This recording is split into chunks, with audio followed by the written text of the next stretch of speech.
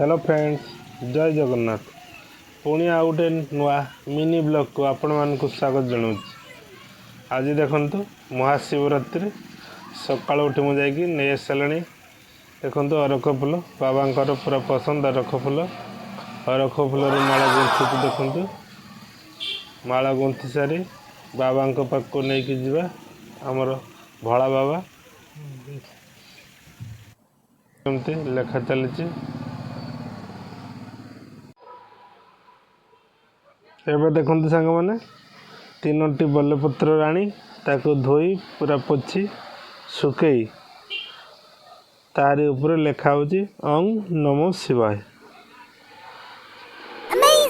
पूरा चंदन घरी करी चंदन आ काठी रे लेखा होची देखंतु केते सुंदर भाव। ये तीनोटी बेलपत्र लेखा सरला परे आम बाहर शिव मंदिर को। आउ फूल भी किसी अधिका होता चमकी कहले आउ गोटे हार को गुंथिदेवा आ दुईटी हार हो गला।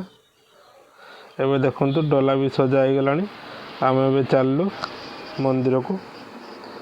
एवं मंदिर में पहुँची गलु। देखंतु नना भी एपटे पूजा आरंभ कर सारे।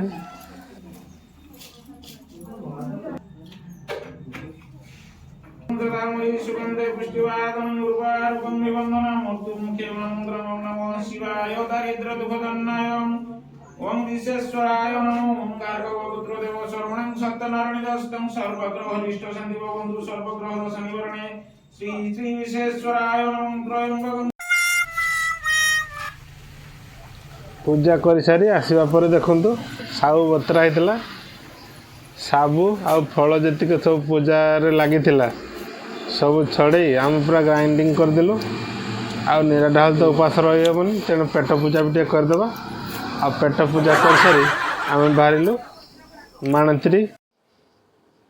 आम भाई आज की माणत्री रे जागर मेला अच्छी तेणु दिन बेले भिड़ हो नथिबो। तेणु देखंतु भिड़ केमिति अच्छी। दिन बेला एत खरार भी प्रबल भिड़। राति तो तमाम आज भिड़ चलो। आम चली चली मंदिर पाखापाखि पहुँची गलु। आ मंदिर भितर को जाई देखा केमती भिड़ अच्छी। एबे देखंतु आम पूरा मंदिर सम्मुख सम्मुखें एतिक भिड़ ताले भितर केते भिड़ थी चिंता करूँ। मंदिर भितर आज गहली केमती देखंतु पूरा लाइन देके दर्शन करा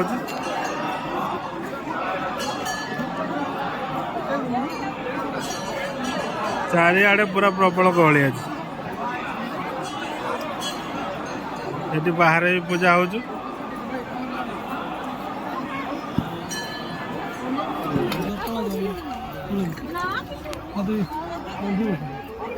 एपटे सब बिल भितर सब लोक बस दीप जलिए। एपटे देख केते दूर दूर सब लोक आसिक बिल सब टेंट करके बस।